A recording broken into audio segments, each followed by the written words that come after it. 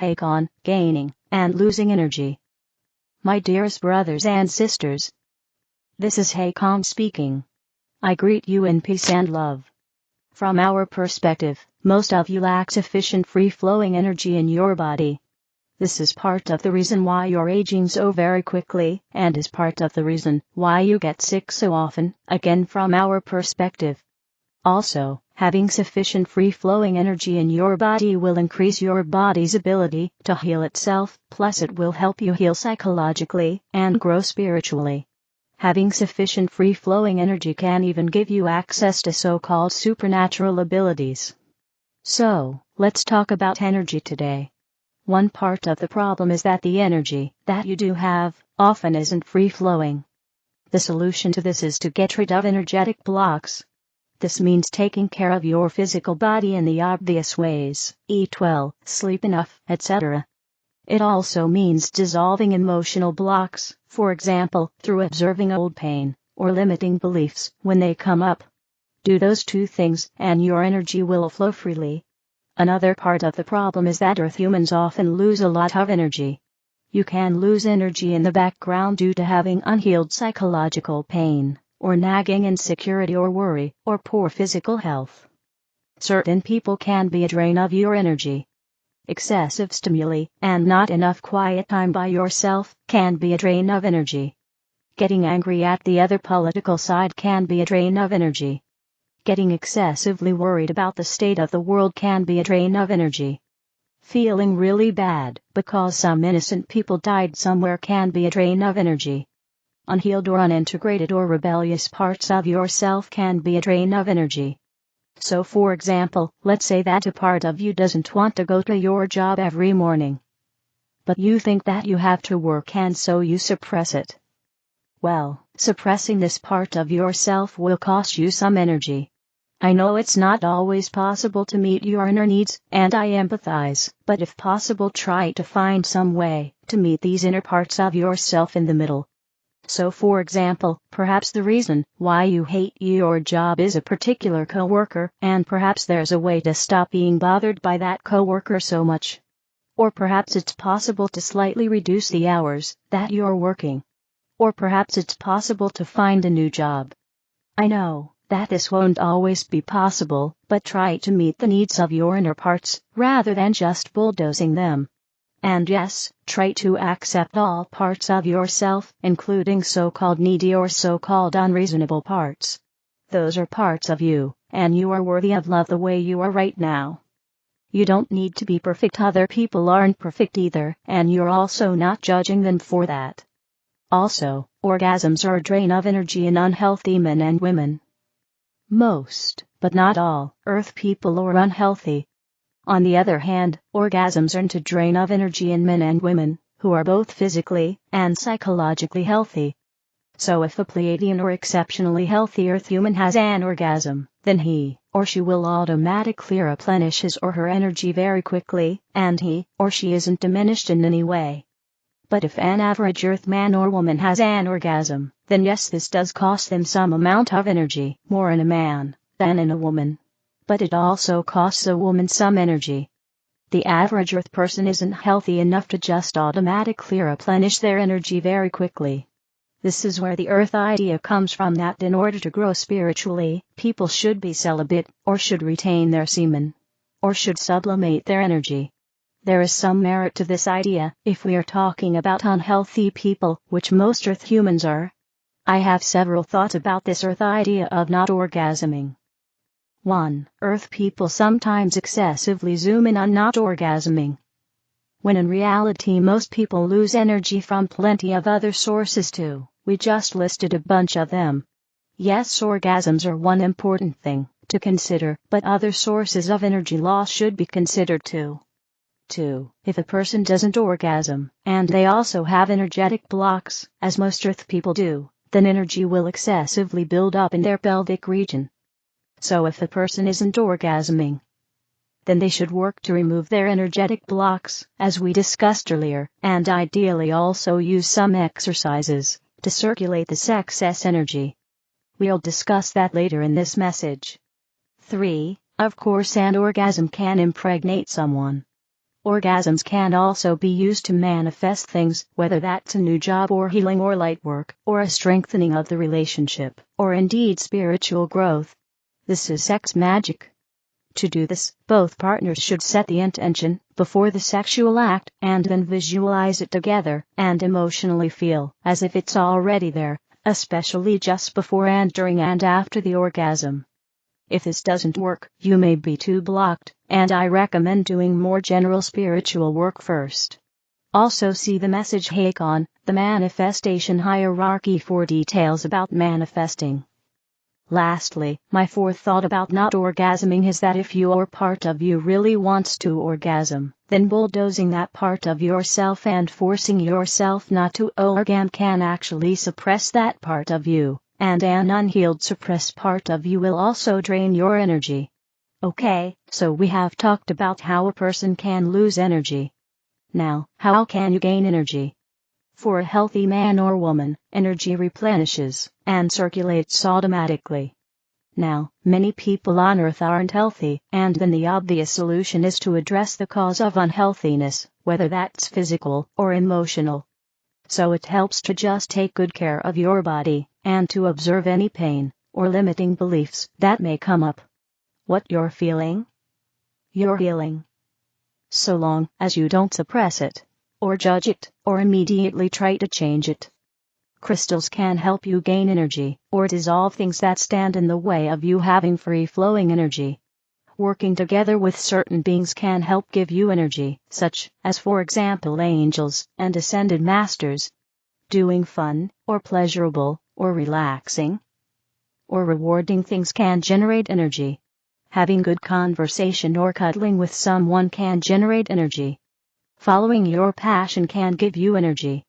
Certain spiritual practices can generate energy, such as breath work or chanting mantras.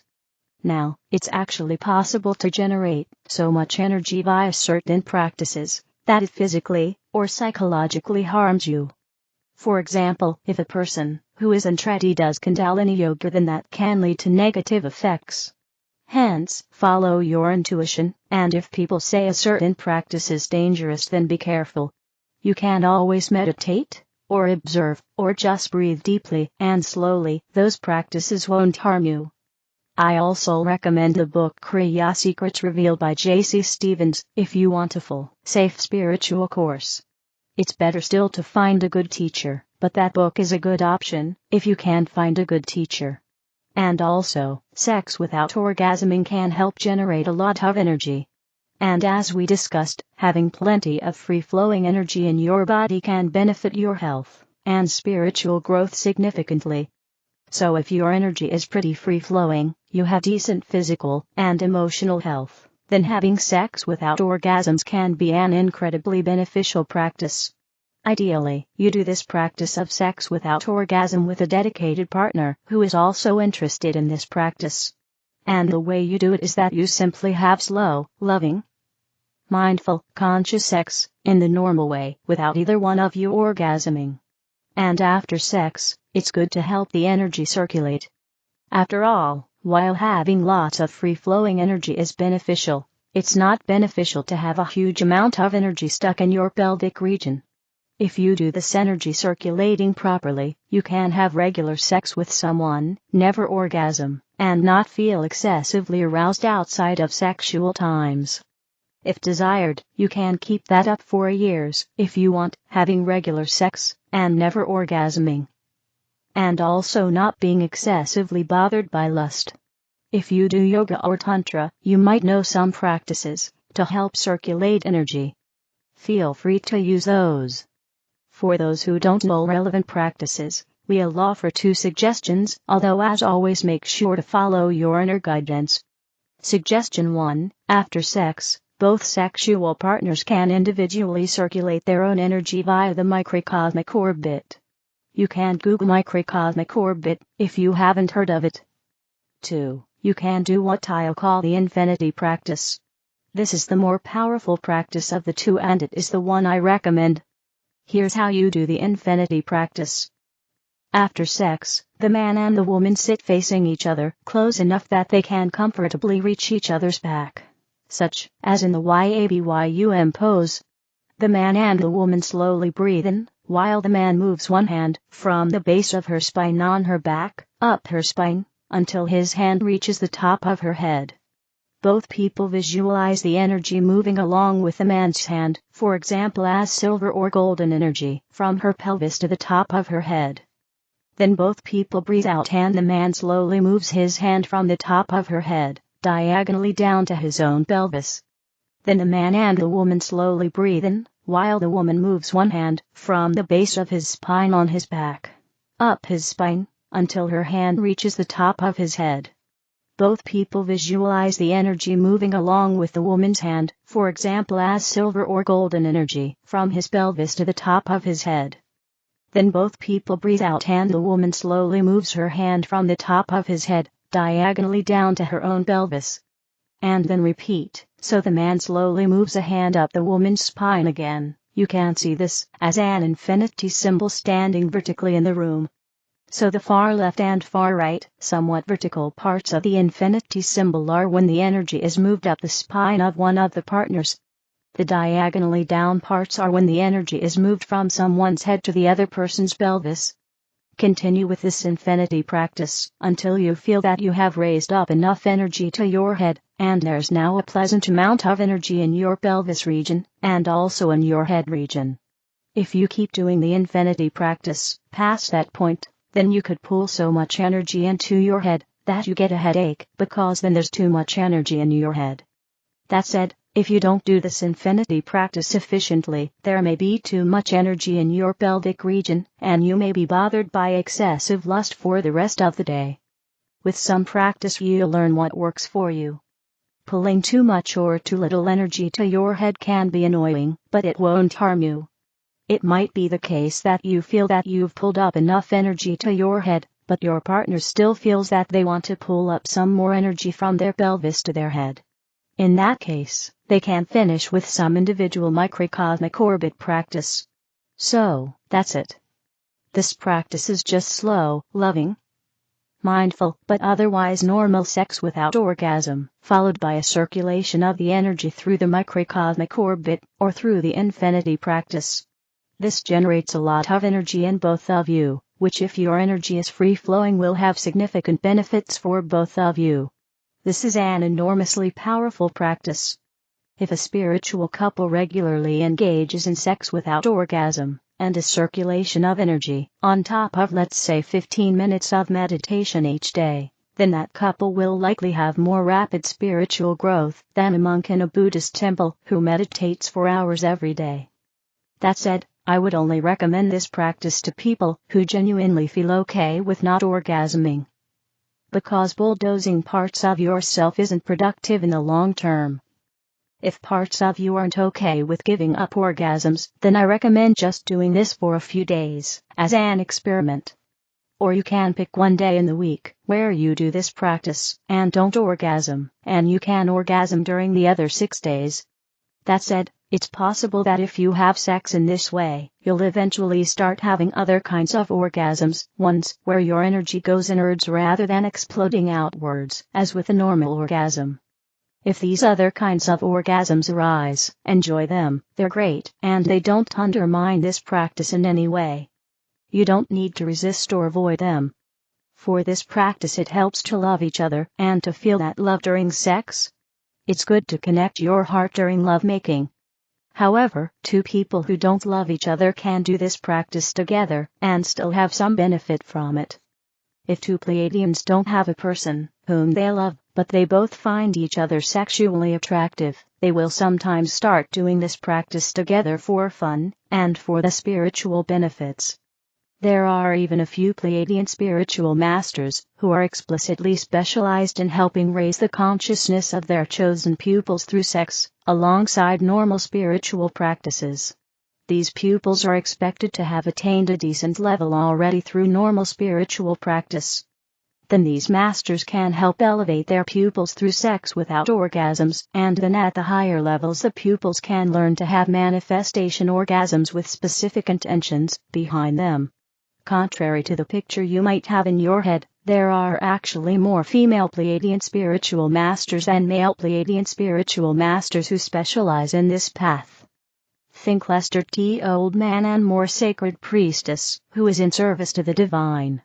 Of course, pupils who seek out these kinds of, quite uncommon, masters know what they're getting into, and obviously the spiritual master has the choice whether or not to take on that specific pupil. Anecdote aside, yes, loving each other does help with this practice of sex without orgasm, even if it's not strictly necessary. Another thing that helps, but isn't strictly necessary, is that you each ingest the genital fluid of the other. So during or after sex, the woman ingests the man's pre-ejaculate, and the man ingests the woman's vaginal fluid. It suffices to just give each other a normal amount of regular oral sex, because then you're ingesting some of their fluid automatically. If you don't have a partner, you can just masturbate by yourself without orgasming and then circulating the energy. That is a significantly less powerful version of the practice, but it still has benefits. A homosexual couple can do this practice too, and benefit from it, although they will usually get less benefits from this than a heterosexual couple will. So, to summarize this message, having sufficient free-flowing energy in your body is very beneficial for your health and spiritual growth. We have discussed several ways in which you can gain and lose energy. Sex and orgasms are one big part of this discussion, but they are certainly not the only relevant factors. And please take care not to bulldoze parts of yourself, because that is one of the things that will cost you energy, in addition to being unkind to yourself. You deserve all the love in the world. I hope this was helpful. I love you very much. Your star brother, Hakann, sorcererofflight.com. The other videos are in the English video playlist. Help me spread the light, click like, share, and subscribe to the channel.